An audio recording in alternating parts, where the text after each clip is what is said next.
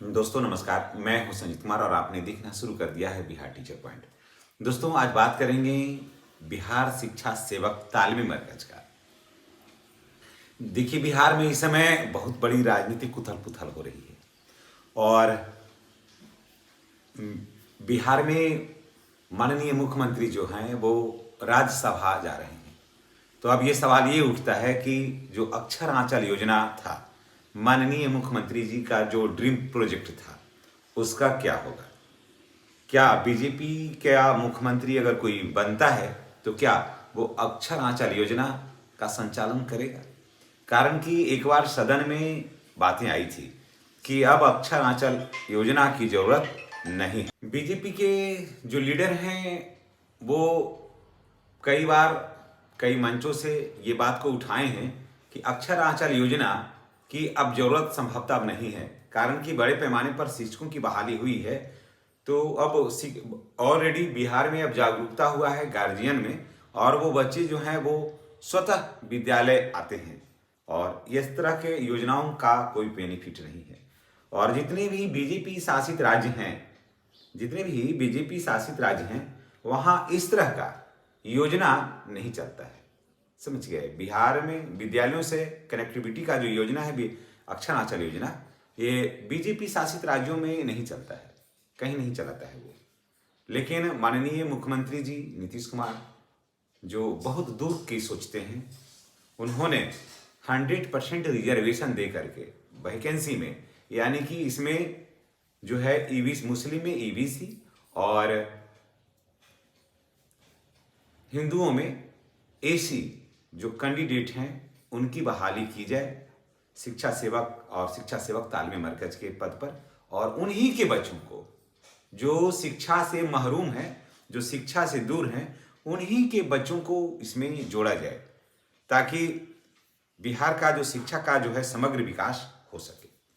अब ये सवाल ये उठता है कि अब माननीय मुख्यमंत्री जी अचानक जा रहे हैं राज्यसभा। होली के एक दिन पहले तक किसी को भी नहीं पता था कि इतना बड़ा राजनीतिक भूचाल बिहार में आने वाला है।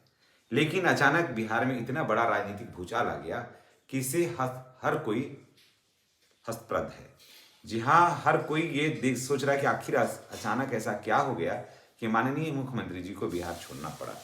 दोस्तों, ये तो हम राजनीतिक विश्लेषक तो नहीं है, लेकिन आने वाले समय में ये पता चल जाएगा कि माननीय मुख्यमंत्री जी आखिर क्यों गए हम सबको छोड़ करके बिहार से बाहर, यानी कि राज्यसभा क्यों गए। जो राज्यसभा में हैं और वहां के बड़े मंत्री पद पर हैं, जो रक्षा मंत्री हैं, केंद्र सरकार में रक्षा मंत्री हैं, उनको भी मुख्यमंत्री बनाने की बात होती है।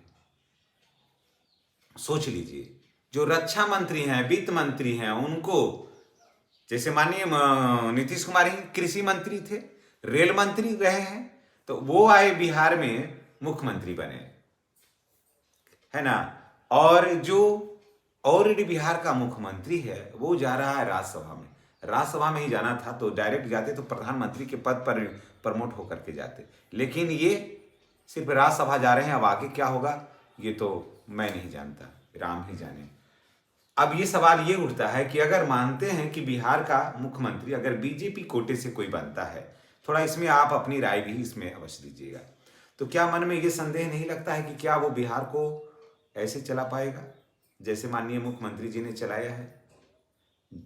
जात पात मजहब से ऊपर उठकर सामाजिक समरसता को लेकर के जो चलाया है वो चला पाएंगे क्या। अक्षर आंचल योजना जो है, जो ड्रीम प्रोजेक्ट है माननीय मुख्यमंत्री नीतीश कुमार जी का, वो सफल और सार्थक होगा। बहुत सारे शिक्षा सेवक तालमी मरकज भाई बहनों का टेलीफोन आता है, मैसेज वो करते हैं कि सर अक्षर आंचल योजना क्या चल पाएगा। कारण कि अक्षर आंचल योजना के तहत ही शिक्षा सेवक और शिक्षा सेवक तालीमी मरकज की बहाली हुई है। अगर अक्षर आंचल योजना बंद हुआ तो स्वाभाविक रूप से कठिनाई हो सकती है, या फिर कुछ अलग सरकार सोचेगी तो नहीं कर सकते हैं। लेकिन अगर अक्षर आंचल योजना नहीं चलाई गवर्नमेंट, और अक्षर आंचल योजना सर्व शिक्षा अभियान के पैसे से कट करके फिर इधर आता है, अगर उसमें पैसा इन्वेस्ट नहीं की सरकार तो क्या होगा। जैसा कि आप सबको पता है कि बिहार की वित्तीय हालत अच्छी नहीं है। उसने साफ कहा है कि सिर्फ मार्च में वेतन और पेंशन के सिवाय कहीं किसी मद पर खर्च नहीं होगा। आप देखे होंगे कि बड़े पैमाने पर आज भी शिक्षा सेवक और शिक्षा सेवक तालीमी मरकज का पेमेंट नहीं हुआ होली के अवसर पर, नहीं हुआ। सरकार अब उतना सीरियसली इस पद को ले नहीं रही है। इस बात को समझने का प्रयास करिए। सारे को हो गया और अक्षर आंचल योजना के तहत काम करने वालों का नहीं हुआ। सोच रहे हैं ये कितनी बड़ी बात है। होली जैसे महान पर्व में होली फीकी रह गई। तो अब यही सब कारण है कि बिहार की जो आर्थिक स्थिति है वो उतना सुदृढ़ अब नहीं है।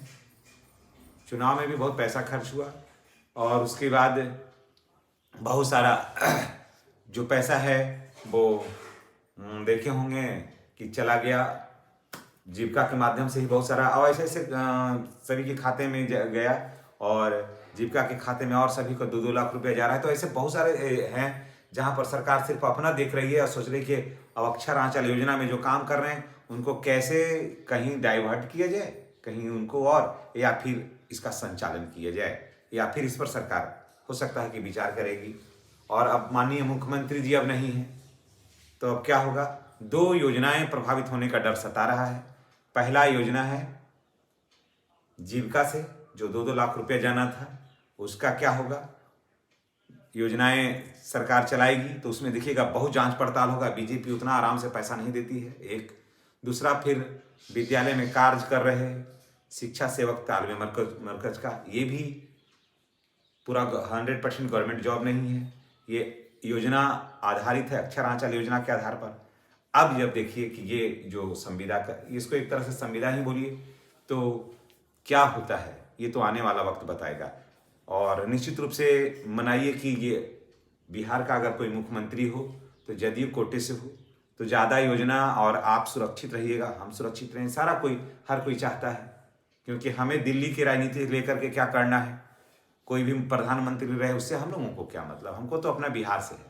जब बिहार का बदहाली था और देश की स्थिति बहुत अच्छी थी तो देश वालों ने, दिल्ली वाली सरकार ने तो हमारी स्थिति को सुदृढ़ नहीं किया। इसीलिए दिल्ली चाहे जहाँ जाए उससे हम लोगों को क्या है, ज़्यादा तो इंटरेस्ट नहीं है।